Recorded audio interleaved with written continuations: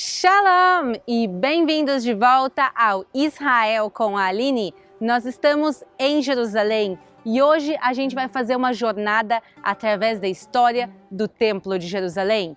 Vamos começar por Abraão, passar por Salomão e também pelo rei Herodes. Vamos falar do primeiro, segundo e terceiro Templo de Jerusalém. E conseguimos um acesso especial para filmar dentro do Santo dos Santos, o lugar onde ficava a Arca da Aliança. Então, se vocês estão preparados, vamos começar! Vamos começar pelo livro de Gênesis, quando Deus ordena a Abraão pegar o seu filho amado Isaque e ir até a terra de Moriá e subir ao monte para sacrificar ele. Mas na hora do sacrifício, um anjo do Senhor vem e interrompe Abraão. E Deus manda um cordeiro a ser sacrificado no lugar. E então, no Monte Moriá, no lugar que está aqui, atrás de mim agora, vai ser onde Deus vai abençoar Abraão, a sua descendência e todos os povos da terra. E alguns séculos depois, o rei Davi conquista a cidade de Jerusalém e compra esse terreno que se chama a Eira de Araúna. Mas ele não vai ser permitido de construir o templo, e sim quem vai fazer o templo é o seu filho, o rei Salomão. E assim, o primeiro templo vai ser construído no ano de 957 a.C. Ele era um templo fabuloso e colossal, construído com os melhores materiais de construção da época, por exemplo, o cedro do Líbano. E ele era dividido em zonas, e o local principal bem no centro do templo se chamava o Kodesh HaKodashim, o Santo dos Santos. E ele ficava em cima do pico do Monte Moriá e sobre ele a Arca da Aliança. O Aron Abrit, ou como a gente chama em português, a Arca da Aliança, ela foi construída nos tempos de Moisés. Ela foi feita de madeira e coberta de ouro, e dentro dela eram guardados as tábuas da lei. E no Santo dos Santos, só o sumo sacerdote podia entrar e só um dia por ano, no Yom Kippur, o dia do perdão, o dia mais sagrado do calendário judaico. E nesse dia ele usava uma roupa especial com sinos. E segundo a tradição judaica, ele tinha uma corda amarrada no seu tornozelo. Por quê? Porque caso ele viesse a falecer dentro do Santo dos Santos, ninguém podia entrar para tirar ele. E por isso a corda amarrada no tornozelo, caso isso acontecesse, se podia puxar ele para fora. E também os sinos ajudavam, porque no momento que se ora, ele se mexia e se ouvia os sinos tocando. E o mais incrível é que nas escavações arqueológicas da cidade de Davi, que é bem pertinho da onde a gente está, se encontrou um desses sinos de ouro. Eu vou colocar ele agora na edição para vocês verem.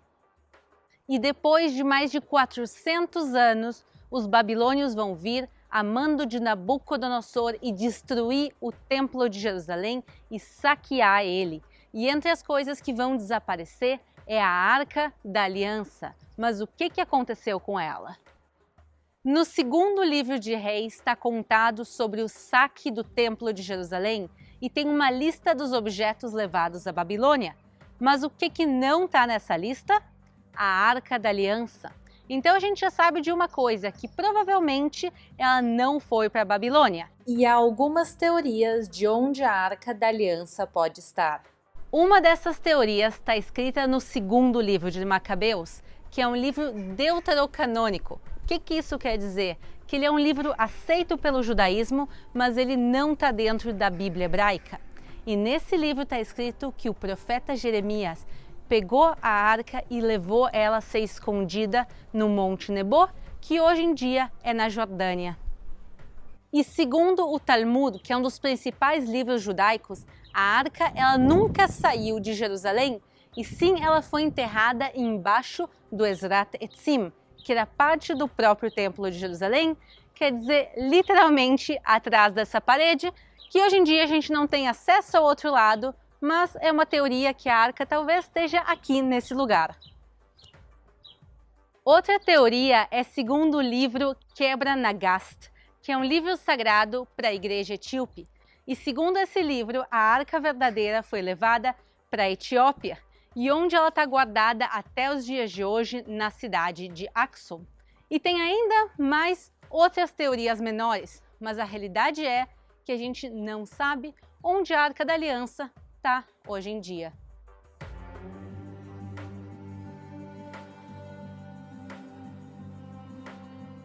E depois de 70 anos em ruínas, o Templo de Jerusalém vai ser finalmente reconstruído. Os judeus que estão voltando do exílio da Babilônia constroem um segundo Templo de Jerusalém com instrumentos como esses aqui que a gente está vendo. E com muito esforço eles vão reconstruir o Templo de Jerusalém, apesar desse templo ser bem mais simples que o Templo de Salomão. E esse templo que eles vão fazer vai ficar de pé durante 500 anos, até a chegada do rei Herodes o Grande. Ele vai ampliar e restaurar o Templo de Jerusalém. E pessoal, ampliar mesmo. Ele vai transformar o Templo de Jerusalém numa das maiores construções da época. E a gente consegue já ver a ponta dele aqui do nosso lado.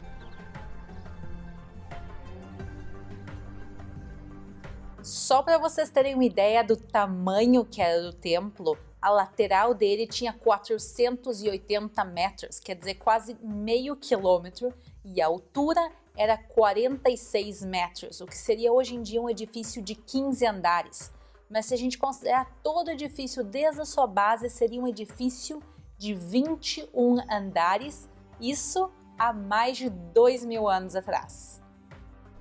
E para fazer isso, o rei Herodes, ele transforma o Monte Moriá numa grande plataforma. Ele vai construir 4 paredes gigantescas em volta e elevar o piso. E na parte central ficava o templo em si. E eu quero agora que vocês olhem para trás de mim e a gente consegue ver 2 dessas paredes. Essa é a parede sul. E essa é a parede ocidental. A parede ocidental hoje em dia também é conhecida como o Muro das Lamentações. E o Templo de Herodes, ele foi a maior das versões do Templo de Jerusalém. Mas apesar disso, ele vai ser o que menos tempo vai durar.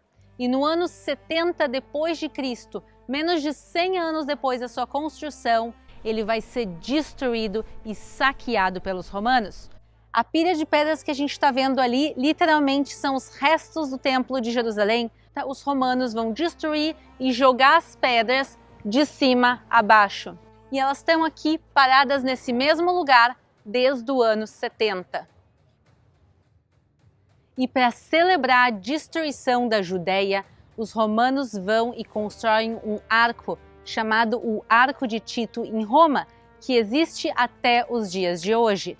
E entre os desenhos que a gente vê aqui talhados nesse arco, a gente consegue ver claramente os soldados romanos saqueando o templo e levando os utensílios para Roma, e entre eles a gente consegue ver aqui a menorá de ouro, o candelabro que era usado para iluminar o Templo de Jerusalém. E a destruição do Templo de Jerusalém vai abalar o mundo judaico e o povo de Israel vai entrar em luto. A destruição do primeiro e do segundo Templo de Jerusalém cai na mesma data no calendário judaico, no dia 9 do mês de Av. E até os dias de hoje, todos os anos nessa data, se faz um dia nacional de jejum e luto pelo Templo de Jerusalém. Quando os romanos destroem o Templo de Jerusalém, o templo é tão grande, tão colossal, que eles não conseguem destruir o templo todo. Eles sim vão destruir toda a parte central, todo o local do Santo dos Santos, mas essa plataforma gigantesca que Herodes tinha construído, eles não têm maneira de destruir toda ela. E essa plataforma segue existindo até os dias de hoje. E a gente consegue aqui nas imagens aéreas vê-la claramente, essa plataforma. Comparem o tamanho dela com o tamanho das outras casas do resto da cidade. E a gente vai subir agora por essa ponte para o Monte do Templo e ver ele lá de cima e ver como o lugar se parece hoje em dia. Agora que a gente vai subir no Monte do Templo, lá em cima tem regras de vestimentas por causa dos muçulmanos, então mulheres têm que usar manga comprida E apesar do calor do dia de hoje, eu vou colocar aqui o meu casaco. Então, agora que eu estou preparada, vamos juntos subir. Essa é a única entrada para o Monte do Templo permitida a não muçulmanos. O que eu mais gosto nessa subida é olhar para baixo e ver o Muro das Lamentações desde cima.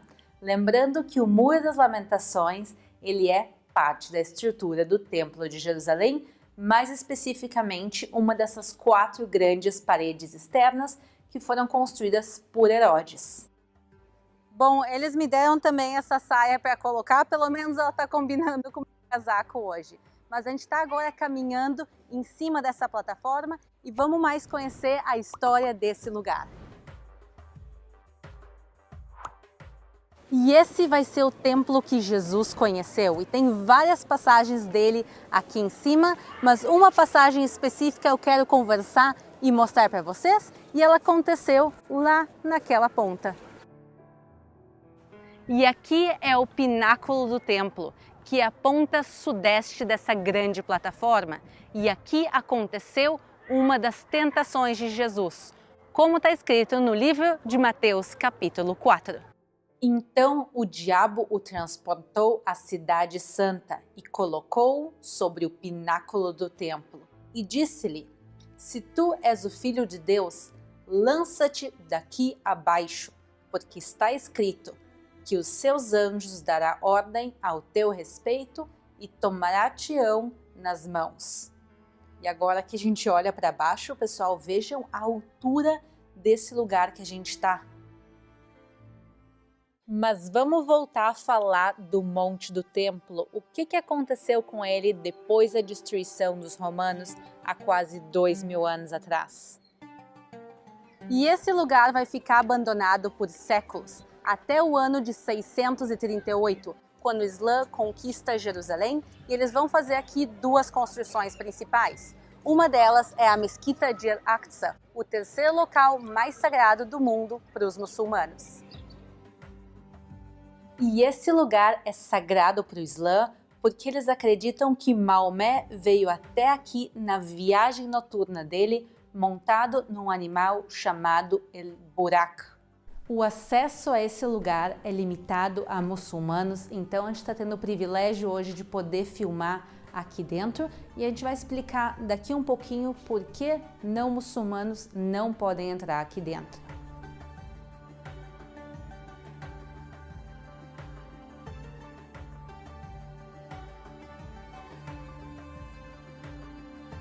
E o segundo edifício que eles vão construir é o Domo da Rocha, que também é chamado de a Cúpula Dourada. E vejam que incrível o nome, o Domo da Rocha, ele já nos indica o que ele é. Ele é um domo construído em cima de uma rocha. Essa rocha é literalmente o pico do Monte Moriá, o local do Santo dos Santos, o local onde Abraão foi fazer o sacrifício do seu filho Isaque.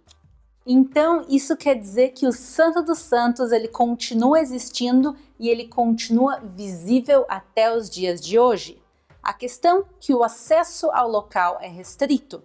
Como a gente comentou antes, o acesso ele é só permitido a quem é muçulmano. E aqui eu preciso explicar a situação complicada desse lugar. Nós estamos em Israel, em Jerusalém, mas em 1967 foi feito um acordo entre o governo de Israel e as autoridades muçulmanas locais. O acordo estabelece que o lugar pertence a Israel, porém o controle religioso é muçulmano e que eles permitiriam a entrada de todas as pessoas, inclusive no Domo da Rocha. Porém, o direito de reza e oração é reservado aos muçulmanos. Infelizmente, não é essa a realidade do lugar e atualmente a entrada é restrita a muçulmanos. Mas hoje a gente vai ter um acesso especial para poder filmar e mostrar esse lugar incrível para vocês. Então, vamos lá! Se entra aqui de pés descalços, também vocês podem ver que todo o piso ele é coberto de tapetes. E a arquitetura do lugar é linda, cada detalhe aqui é decorado. E lembrando que essa construção tem 1.300 anos.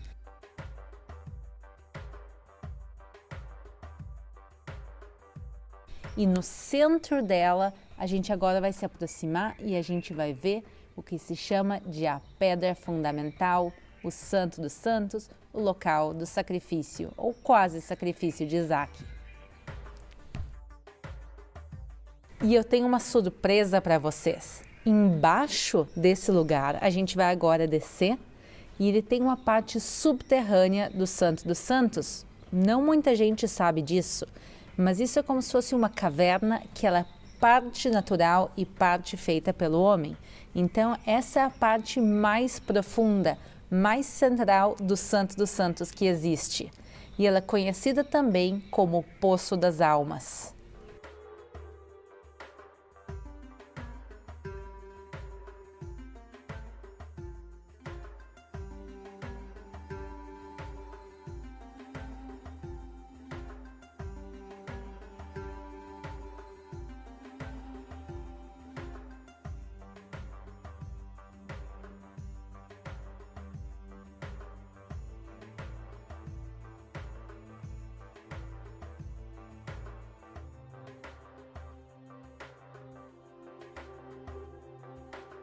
Mas vamos descer agora do Monte do Templo, vamos descer aqui da plataforma para seguir o nosso passeio.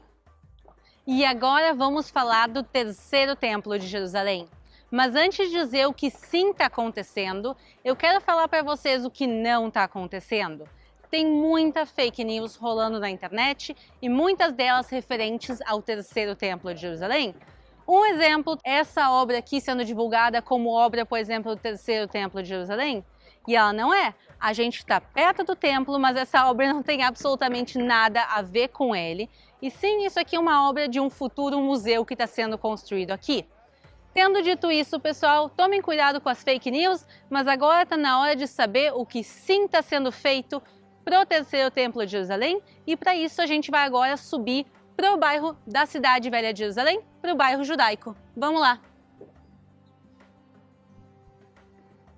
Aqui atrás de mim a gente vê o Instituto do Templo, que é uma organização privada, quer dizer que ela não é ligada ao governo de Israel. E o que eles fazem? Eles estudam e ensinam sobre o primeiro e o segundo templo de Jerusalém, e eles esperam a criação do terceiro templo. E por isso eles estão fazendo os utensílios que vão ser colocados dentro do terceiro templo de Jerusalém. Entre eles, as roupas dos sacerdotes, as trombetas e muito mais. E o Instituto do Templo também recriou a menorá, que era o candelabro de 7 braços que ficava dentro do Templo de Jerusalém, como a gente consegue ver ele aqui. Em cima era colocado o azeite e ele era usado para iluminar o templo. Como a gente viu no Arco de Tito, o original foi levado a Roma. Mas essa réplica, como todas as réplicas do Instituto do Templo, são feitas segundo as instruções bíblicas. E isso inclui o material da menorá. Ela é feita de ouro, pessoal, são 43 quilos de ouro e ela custou mais de $1 milhão para ser feita. Por enquanto, ela está aqui exposta no coração do bairro judaico da Cidade Velha de Jerusalém. Outro ponto importante do templo são os levitas e os Cohen. Os levitas são uma das 12 tribos de Israel. E eles eram encarregados no Templo de Jerusalém de fazer manutenção, de cantar os salmos e outros serviços. E os Cohen são uma família dentro da tribo de Levi e eles são a família que descendem de Arão, o primeiro Cohen ou o primeiro sacerdote do Templo de Jerusalém. E eu comentei com vocês também em outros dos vídeos que a minha família materna também são Cohen, quer dizer, minha família materna são descendentes dos sacerdotes do Templo de Jerusalém. Então, nós sabemos até os dias de hoje quem são os levitas e quem são os Cohen, e eles vão poder ser chamados para o terceiro templo de Jerusalém. E agora, com tudo isso dito, a construção do templo em si, a construção do terceiro templo já começou? E a resposta é não. Por quê? porque, segundo a maioria dos judeus, a construção do terceiro templo só pode começar no dia da chegada do Messias. E isso também em base ao que aconteceu para a reconstrução do segundo templo de Jerusalém, que ele só começou a ser reconstruído com a ajuda de intervenção divina e dos profetas Hagai, Malaquias e Zacarias. Em resumo de história, a construção do terceiro templo de Jerusalém em si ainda não começou, mas os utensílios do templo estão praticamente todos prontos. O assunto do Templo de Jerusalém é um assunto gigantesco e fascinante. Então, se vocês querem ver mais sobre o assunto, não esqueçam de comentar o que vocês querem saber, achados arqueológicos, histórias, mais sobre o Templo de Jerusalém. Se vocês querem ver o Instituto do Templo, tem tanta coisa legal para se falar. Mas, para não perder nada disso, não esqueçam de se inscrever no canal, deixar aquele like. Muito obrigado por assistirem, um beijo, shalom e até a próxima!